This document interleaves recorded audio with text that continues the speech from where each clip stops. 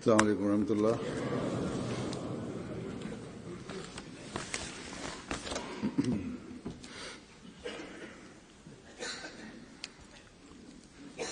أشهد أن لا إله إلا الله وحده لا شريك له وأشهد أن محمدا عبده ورسوله.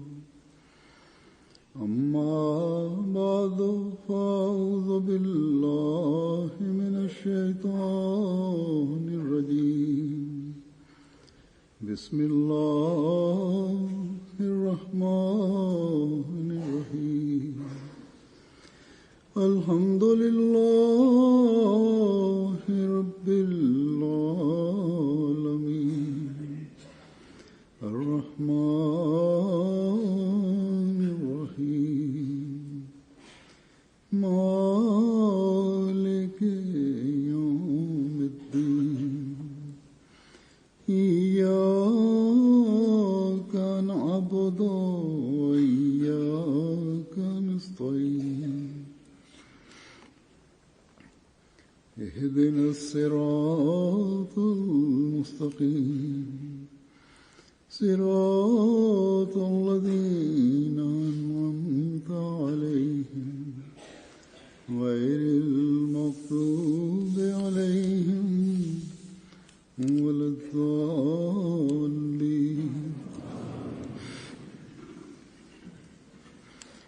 يا أيها الذين آمنوا إذا نودي للصلاة من يوم الجمعة فاسعوا إلى ذكر الله وذروا البيع ذلكم خير لكم إن كنتم تعلمون. وإذا قضيت الصلاة فانتشروا في الأرض وابتغوا من فضل الله واذكروا الله كثيرا لعلكم تفلحون.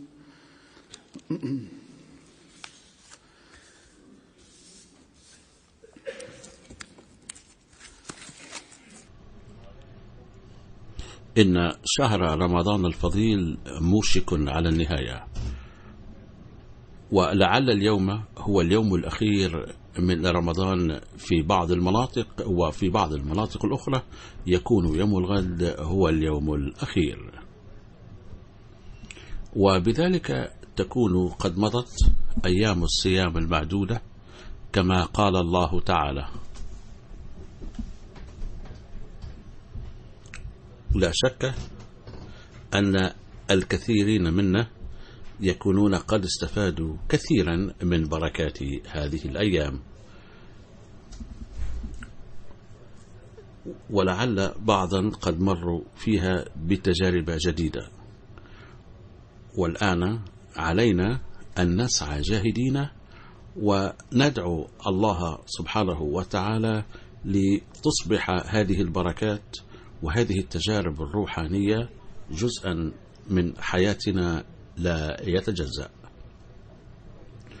وألا تتوقف هنا أقدامنا التي كانت تتقدم إلى الله تعالى، بل يجب أن تظل تخطو إلى الأمام وتجلب لنا كل قدم بركات لا تعد ولا تحصى. اليوم هو يوم الجمعة الأخيرة في شهر رمضان الحالي.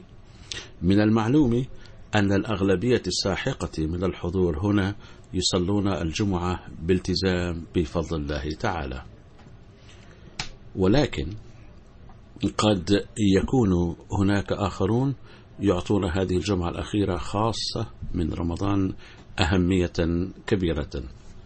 ومن المعلوم أن الجماعة قد انتشرت بفضل الله تعالى في كافة أنحاء العالم، وينضم إليها أناس من فئات مختلفة.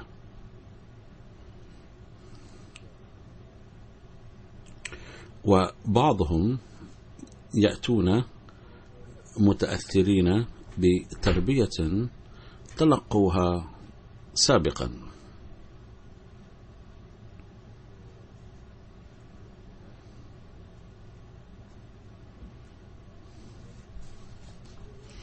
فمن المحتمل أن يكون منهم من لا يعطون الجمعة أهمية بوجه عام، ولكن يعلقون بالجمعة الأخيرة في رمضان أهمية كبيرة، ويزعمون بناء على أفكار رائجة في المسلمين بوجه عام أن أداء هذه الجمعة التي تعرف بين عامة المسلمين بجمعة الوداع ينجيهم من ذنوبهم وأخطائهم السابقة كلها، وكأنهم بأدائهم هذه الجمعة قد أدوا حق عبادات العام المنصرم كله.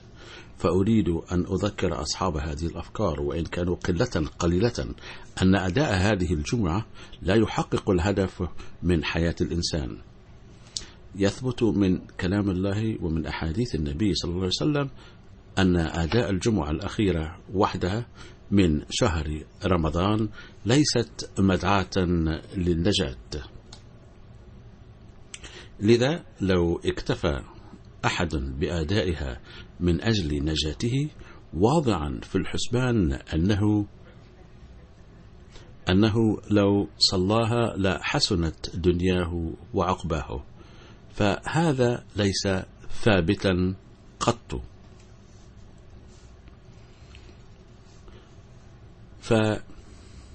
فيجب على الشباب من الجماعة وكذلك على الذين يتهاونون في أداء صلاة الجمعة أن يتذكروا أنه قد تكون فكرة جمعة الوداع موجودة في غير الأحمديين،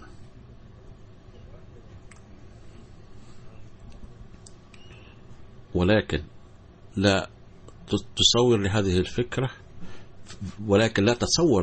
الفكرة في الجماعة الإسلامية الأحمدية، لأنه لا يوجد لها أثر في تعليم الله ورسوله صلى الله عليه وسلم، غير أنه إذا عقد من يصلي هذه الجمعة باهتمام خاص عزما صميما على أن يزيل من هذا اليوم فصاعدا غفلته التي صدرت منه من قبل بشأن صلاة الجمعة، وأنه سيصليها في المستقبل بالالتزام دائما، فلا شك أن هذه الجمعة وهذا اليوم سيحتل أهمية كبيرة عنده، ولا تبقى الجمعة فقط مباركة له بسبب هذا التغيير الطيب في نفسه، بل اللحظة التي حدث فيها هذا التغيير الطيب ومال إليه قلبه وعقد عزما صميما على أنه سيعطي أهمية كبيرة لكافة أوامر الله تعالى وسيلتزم بها، فإن هذا اليوم وهذه اللحظة تصبح ليلة القدر بالنسبة له، وسيحظى بالنور الروحاني بعد ليلة حالكة الظلام.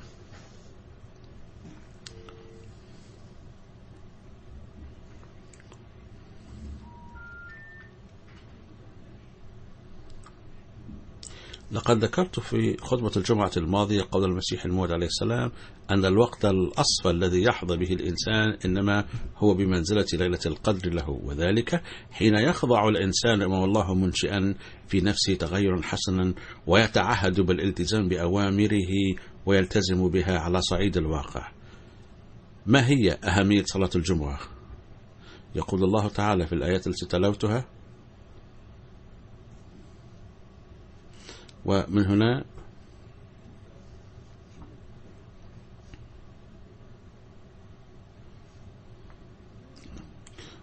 فتبين هنا أن الله تعالى أمر الذين يقول حضرته، يقول الله تعالى في الآيات التي تلوتها عليكم في بداية الخطبة: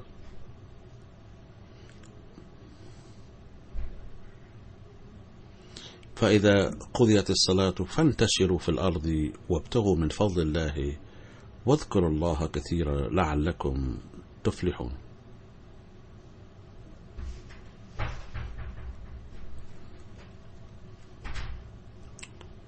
فتبين من هنا أن الله تعالى أمر الذين يريدون حضور صلاة الجمعة أن يحضروها متمسكين بأهداب التقوى ونابذين أشغالهم الدنيوية وراء ظهورهم. لم يأمر الله تعالى في هذه الآيات بأداء صلاة الجمعة في شهر رمضان أو الجمعة الأخيرة منها فقط، بل أمر بأداء صلاة الجمعة دائما دون أي استثناء. وقال بأن لصلاة الجمعة أيا كانت أهمية كبيرة، فإذا كنتم تدعون الإيمان فعليكم أن تحضروا صلاة الجمعة بوجه خاص، تاركين تجارتكم وأشغالكم الأخرى، لأن ليوم الجمعة أهمية خاصة لكم من منطلق ذكر الله تعالى. فبقوله يا أيها الذين آمنوا أكد الله تعالى على أن أداء صلاة الجمعة كل يوم جمعة شروط ضروري للإيمان. فالذين يغيبون عن الجمعة بغير عذر معقول، ويجب أن ينتبه الذين يحضرونها متأخرين أيضا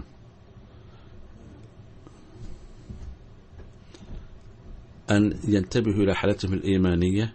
فإذا كنتم تريدون أن تنهوا أشغالكم فلتفعلوا بعد موعد الجمعة. يقول الله تعالى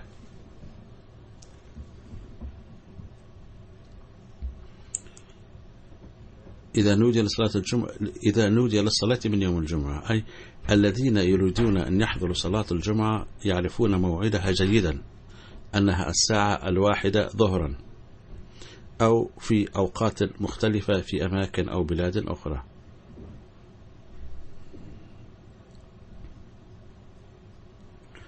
ويجب أن تضعوا في الحسبان هنا في أوروبا خاصة الوقت الذي يتطلبه السفر، وبحسب ذلك يجب أن تستعدوا لصلاة الجمعة.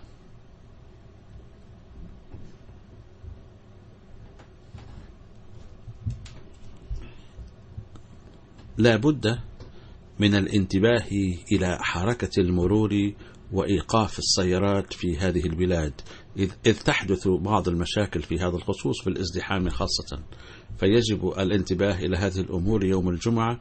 وبعد تقدير الوقت المطلوب للوصول إلى المسجد يجب الخروج للجمعة. إن الذين يأتون لصلاة الجمعة باكرا قد وصفهم النبي صلى الله عليه وسلم بأنهم يستحقون الثواب الكبير، فقال صلى الله عليه وسلم إذا كان يوم الجمعة كان على كل باب من أبواب المسجد الملائكة يكتبون الأول فالأول حتى ينهي الإمام الخطبة.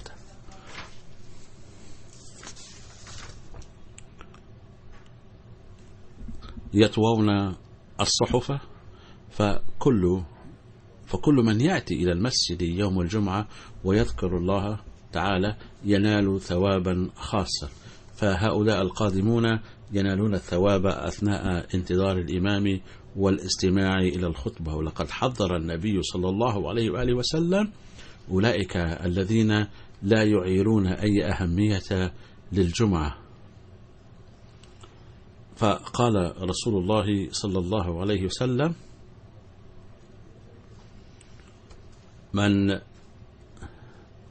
من ترك الجمعة 3 مرات تهاونا بها طبع الله على قلبه.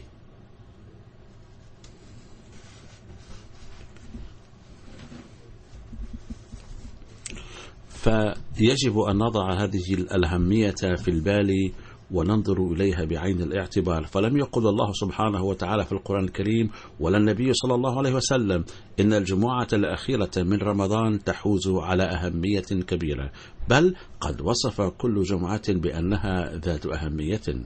بل قد ورد في حديث أن رسول الله صلى الله عليه وسلم قال في جمعة من الجمع يا معشر المسلمين إن هذا يوم جعله الله عيدا فاغتسلوا. طيب نفهم من هنا، فهذه هي الأهمية لكل جمعة تقتضي منا أن نهتم بكل جمعة ونترك جميع المشاغل ونأخذ الفصحى من الأعمال والتجارات لنحضر المسجد لصلاة الجمعة. فتعين كما ثبت من الأحاديث أن النبي صلى الله عليه وسلم قد بين بجلاء أهمية بالغة للجمعة، وهذا يثبت أن لرفع معايير إيمان المؤمن على كل مؤمن صلاة الجمعة، وليس ذلك فحسب، بل قد أنذر النبي صلى الله عليه وسلم وبين الجانب السلبي أيضا حين قال: إن الذي ترك 3 جمع بغير عذر فإن قلبه يحرم نهائيا من إحراز الحسنات. فالموقف مدعاة للخوف الشديد، فعلى المتهاونين أن يستعرضوا أوضاعهم ويتركوا التهاون والكسل بغير عذر.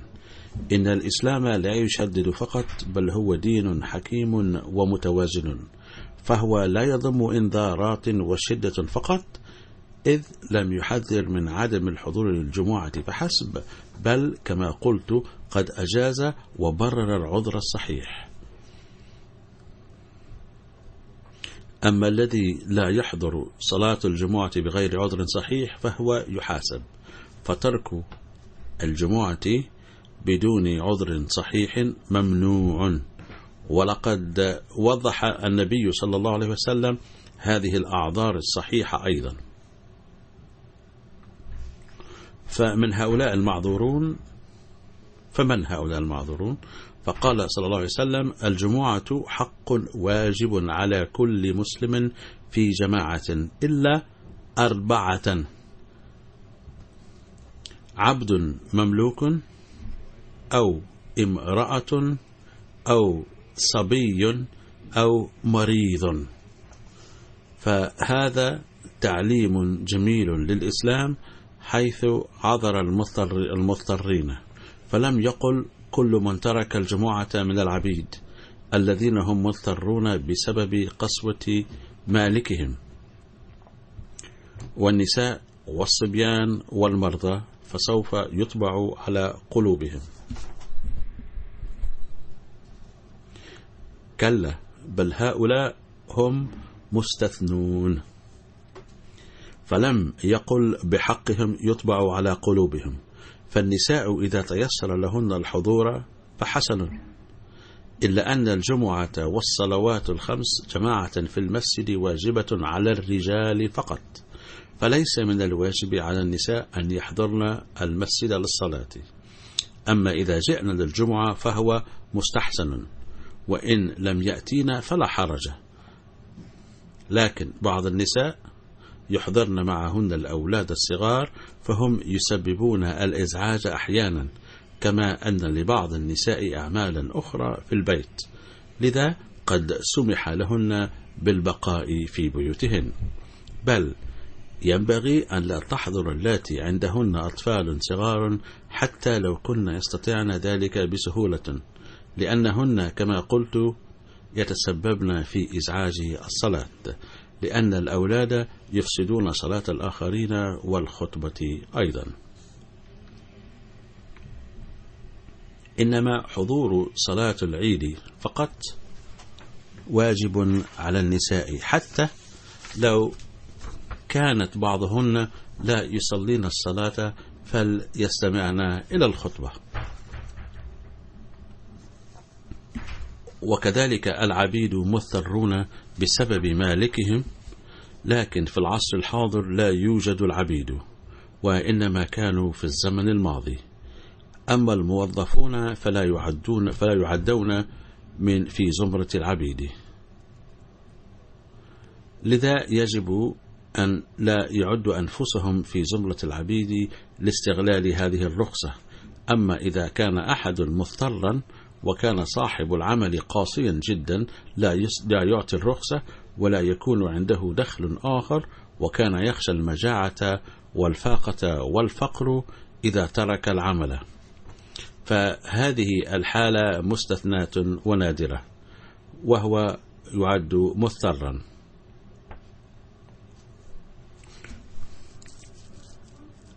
أما المضطر فيسمح له أحيانا حتى بأكل المحرم أيضا، ولكن هذا الاضطرار لا يحدث عادة. فلو أشعر أصحاب العمل وإن كانوا مسيحيين لا رخصوا لبعض الوقت أو لصلاة الجمعة في كل أسبوعين مرة. هناك كثير من الأحمديين الذين أخبروني بأنهم تركوا عملهم بسبب عدم إمكانيتهم أداء صلاة الجمعة، وبعد ذلك يسر الله تعالى لهم عملا أفضل من ذي قبل.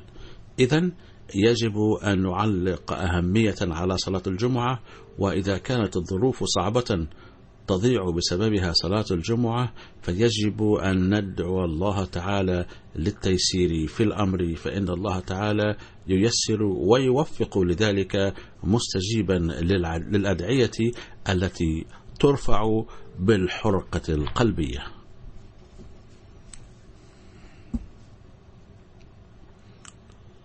كذلك ينبغي عدم إحضار الأولاد الصغار لصلاة الجمعة، لأن ذلك يحدث إزعاجا لصلاة الآخرين. وقد ذكرت من قبل ألا تحضر النساء الأولاد معهن، ولكن في بعض الأحيان يحضرهم الرجال أيضا، فعليهم أن يتجنبوا ذلك. وإن أحضروهم فعليهم أن يجلسوهم في المكان المخصص للأطفال ويجلسوا معهم.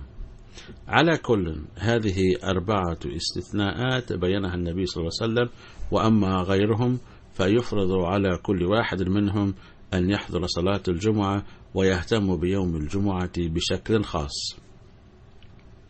إن النبي صلى الله عليه وسلم الذي جاء بشريعة كاملة توصل العبد إلى الله تعالى كان يريد أن يرى مستوى المؤمنين الروحاني عاليا جدا، لذلك وجهنا بأساليب مختلفة إلى كيف ينبغي للإنسان أن يتجنب المعاصي، وكيف يجب أن ينال قرب الله تعالى، وكيف ينبغي أن يداوم على حسناته، وكيف يتحتم عليه أن يحقق هدف خلقه.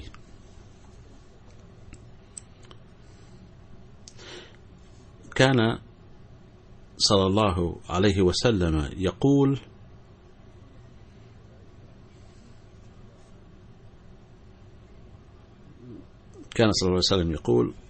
الصلوات الخمس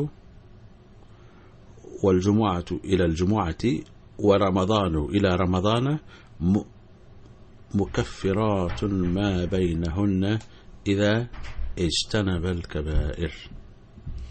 هذا في صحيح مسلم كتاب الطهارة.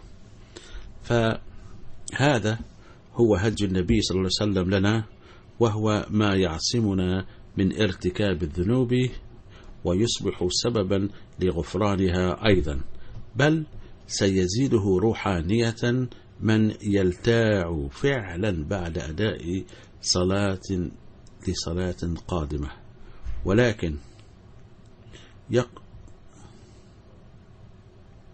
ولكن يقلق آثام وظالم وغاصب لحقوق الآخرين للصلاة الآتية ولن يستعد لها. فإن من يصلي صلاة ثم يأتي ويبدأ بارتكاب الذنوب وغصب حقوق الناس ويمارس الظلم بالآخرين فصلاته ليست بصلاة مقبولة، كما أنه يرتكب الكبائر. من يغصب حقوق الناس فليست صلاته لله، لأنه لا يؤديها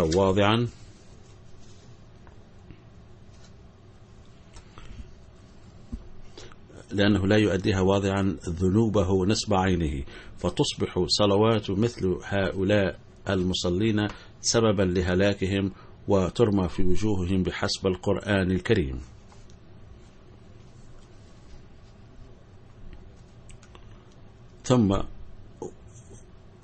ثم وجهنا النبي صلى الله عليه وسلم بقوله: الصلوات الخمس،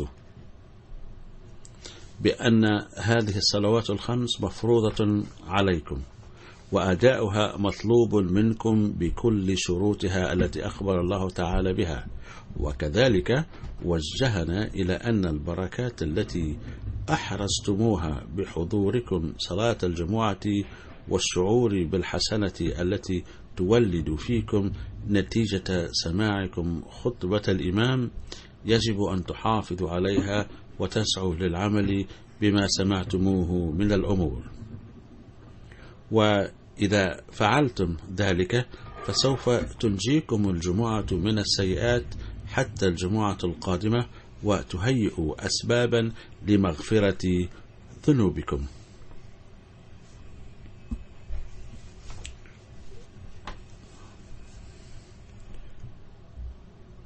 وهنا أيضا وضح النبي صلى الله عليه وسلم بقوله: الجمعة إلى الجمعة، فرضية كل جمعة وأهميتها. وكذلك بين أهمية رمضان، فالثبات على الحسنات والثبات الدائم عليها هو الذي يعصم الإنسان من الذنوب، فلا بد من أداء حق الصلاة ولا بد من المداومة على أداء الجمعة. وكذلك الانتفاع من رمضان بهذه الشروط التي وضعها الله تعالى لصيام رمضان ليصبح كفارة للذنوب ويزيد المرء في الحسنات.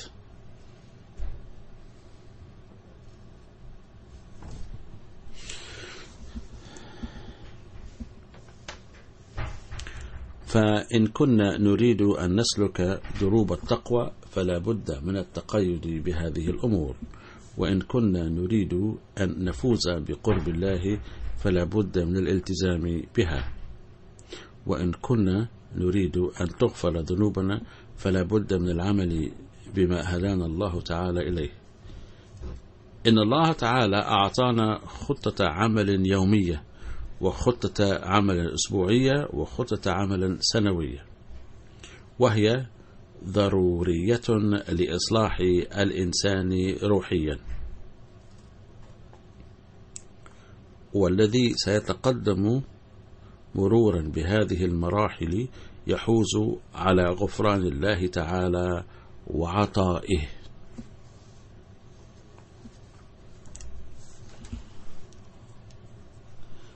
فقد تبينت من هذه الأمور بمزيد من الجلاء أهمية الجمعة، وقرر الله تعالى شهر رمضان وليس جمعة الوداع كخطة للإصلاح الروحي بعد سنة، أي لم يفرض أداء جمعة واحدة في رمضان بعد سنة، بل فرض شهر رمضان كله. ولنيل الفيض من بركات الجمعة جعل النبي صلى الله عليه وسلم كل جمعة تأتي أسبوعيا مهمة ووسيلة للغفران.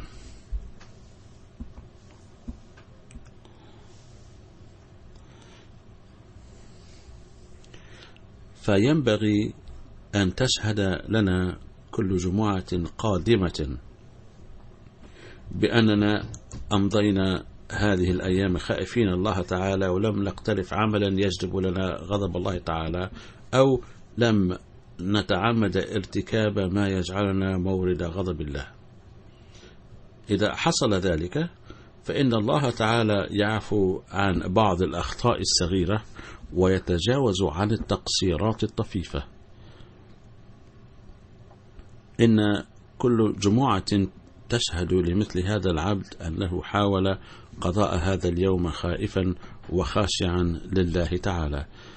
كذلك إذا صلينا الصلوات اليومية متوخين رضوان الله تعالى فإنها أيضا تشهد لنا، والحال نفسه من صيام رمضان أيضا.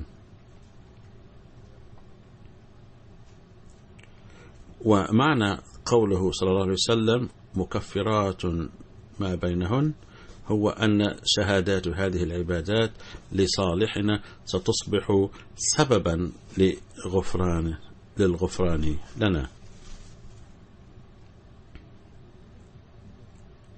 ثم قال النبي صلى الله عليه وسلم عن أهمية الجمعة وروعتها: إن من أفضل أيامكم يوم الجمعة، فأكثروا علي من الصلاة فيه، فإن صلاتكم معروضة علي.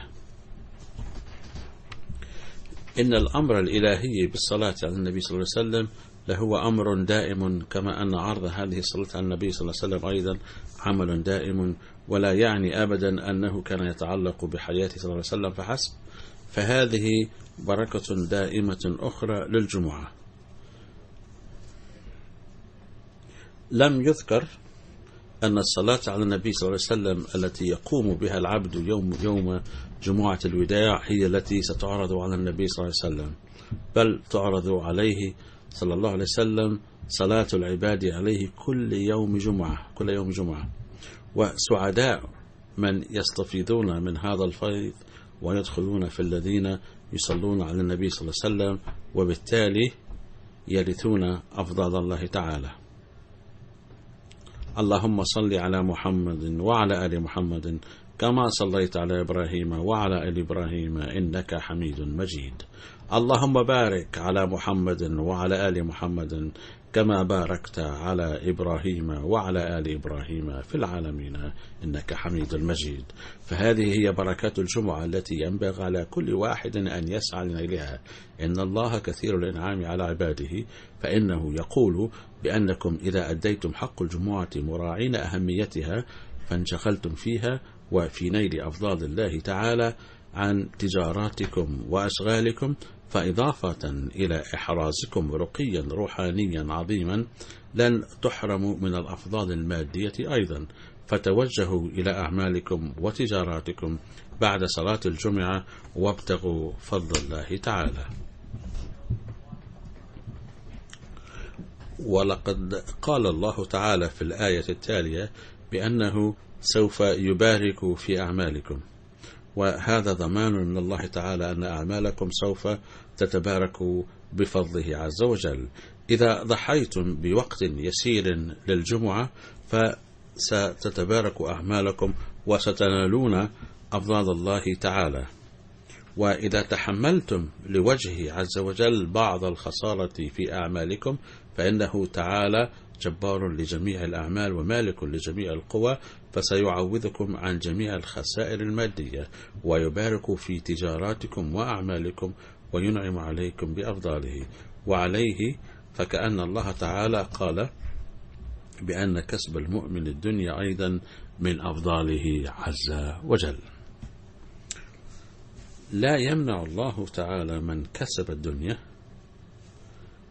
ولكنه ينبهكم لا يمنع الله تعالى من كسب الدنيا، ولكنه ينبهكم إلى أداء كل عمل في محله وموعده، فينبغي أن يكون سعيكم لنيل هذه الأيام بعد أداء صلاة الجمعة لكي تنالوا نصيبا من رحمة الله وفضله. ولكن تذكروا بأن لا تنسوا الله تعالى في أعمالكم الدنيوية أيضا، بل أمركم الله تعالى أن ترتبوا ألسنتكم بذكر الله أثناء هذه الأعمال أيضا. إضافة إلى ذلك ينبغي أن تكون أعمالكم الدنيوية وتجاراتكم أيضا تتماشى مع مشيئة الله تعالى ووفق أحكامه، فلا يداخلها أي نوع من الخداع والكذب والكسل، لأنه لو كانت أعمالكم مشوبة بهذه الأشياء فإنكم ستنشغلون عن ذكر الله وتذنبون.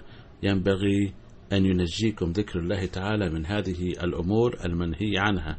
وكما ذكرت في الخطبة الماضية أنه علينا أن نتوقف عن كل عمل ونشعر بأن الله تعالى يرانا، ولو راعينا هذا الأمر لانتبهنا إلى ذكر الله إضافة إلى أداء المسؤوليات حق الأداء.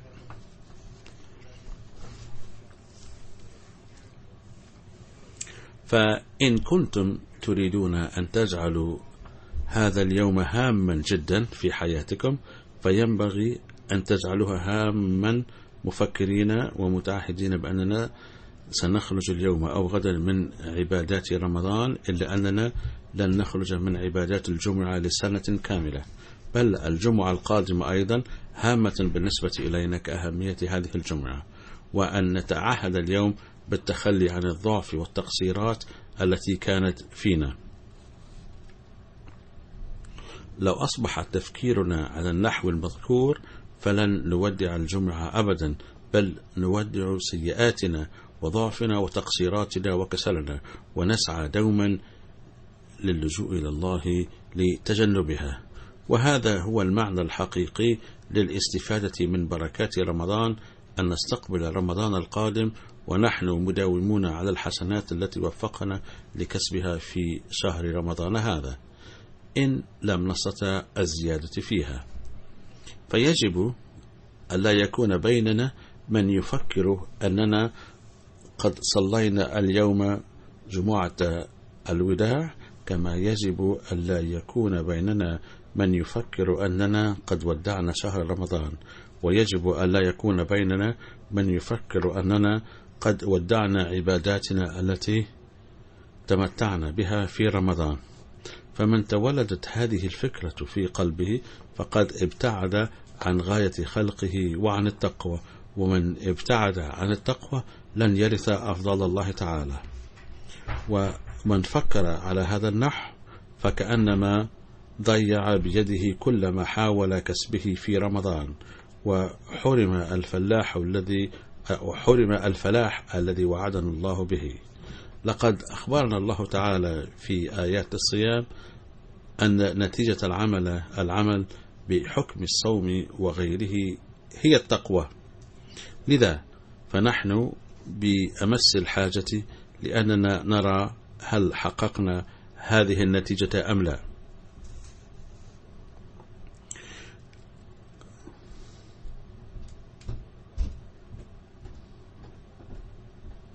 أو على الأقل هل تخطينا بعض الخطوات في هذا المجال سعيا لنيل هذه البغية أم لا، وهل عاهدنا الله تعالى أننا سنسعى لأن نداوم على ما كسبناه من رمضان ونزيده باستمرار. لقد بين المسيح الموعود عليه السلام لنا التقوى ودقائقها بكل تفاصيلها، فقد قال مرة: اقرأوا القرآن الكريم مرارا وسجلوا عندكم السيئات مع تفاصيلها المذكورة، ثم اسعوا بفضل الله تعالى وتأييده لتجنبها، وهذه تكون أول مرحلة للتقوى.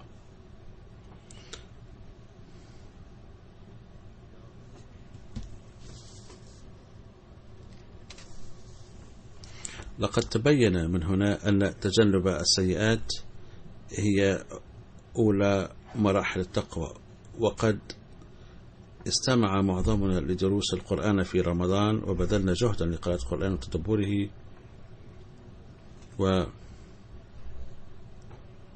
وعلمنا الحسنات وكذلك السيئات. ويقول المسيح الموعود عليه السلام هنا أن مرحلة فعل الحسنات تليها مرحلة تجنب السيئات، لذا فعليكم بإعداد قائمة بالسيئات المذكورة في القرآن واسعوا لتجنبها.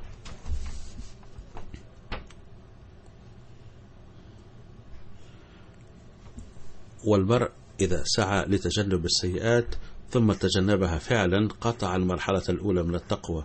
ولكن المسيح الموعود عليه السلام يقول: لا شك أن تجنب السيئات أمر محمود، ولكنها أولى مراحل التقوى، وتبدأ بعدها سلسلة من الحسنات. لذا فعلى الإنسان أن لا يرضى بتجنب السيئات فقط، بل عليه فعل الخيرات بعد ذلك، إذ لا نجاة بدون ذلك. وإن لم تفعلوا هذا الأمر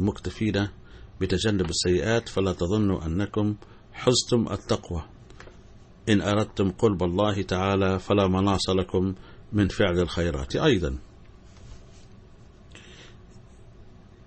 إن الذي يفرح بعدم ارتكابه السيئات فهو غبي، علما أن بعض الناس يتفاخرون بعدم ارتكابهم السيئات. إن الإسلام لا يكتفي بإيصال المرء إلى هذه المرحلة، بل يريد منه العمل بالأمرين، أي أن يترك السيئات والمعاصي كلية ويعمل الحسنات بكل إخلاص، إذ لا نجاة بدون العمل بالاثنين.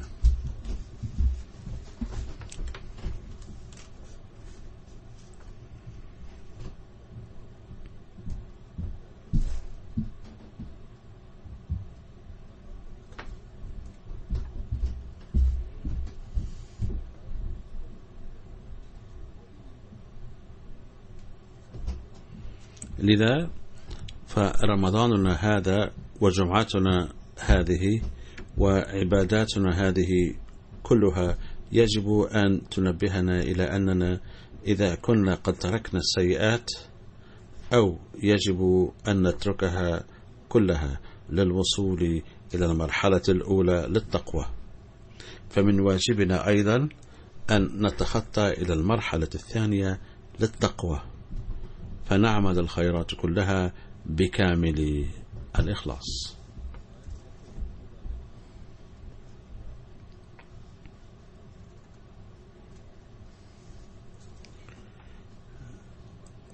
لقد قال المسيح الموعود عليه السلام أيضا: ليس من الصلاح أن يقول المرء إني مواظب على الصلاة ثم يجلس بعدها في المسجد ويغتاب الآخرين، أو يتكلم بما ليس من الحسنات في شيء، ومن فعل ذلك فما اجتاز المرحلة الأولى للتقوى أيضا.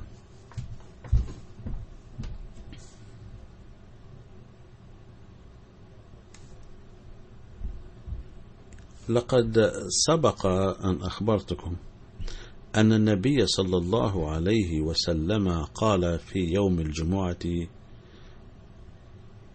قال إن في يوم الجمعة ساعة يجاب فيها الدعاء، لذا فعلينا أن ندعو في يوم الجمعة خاصة بأن يودعنا رمضاننا هذا مبرئا إيانا من سيئاتنا كلها وموفقا إيانا لفعل الخيرات بكل إخلاص، فنسير على سبل التقوى حقا، ونحقق غاية بعثة المسيح الموعود عليه السلام، ونجعل تعليم الإسلام الجميل جزءا من حياتنا، ونطلع عليها العالم، ونخبره بأن هذا هو الدين الذي يوصل العبيد بالإله الحي ويوجه الناس لأداء حقوق بعضهم أحسن توجيه.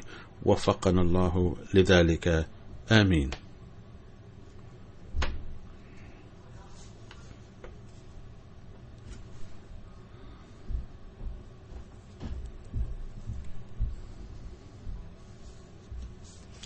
علينا أن ندعو الله تعالى أيضا أن ينجي كل المسلمين الأحمديين الذين هم في المحن والمصاعب، ويكشف كروبهم بجميع أشكالها.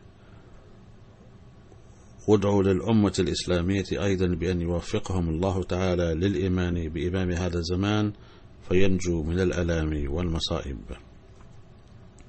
وأن يمنع الله الظالمين الذين يظلم بعضهم بعضا، وأن يمنع الله الظالمين الذين يظلم بعضهم بعضا، فيعلو الإسلام من كل بلد إسلامي في العالم بعظمته الحقيقية ثانية، آمين.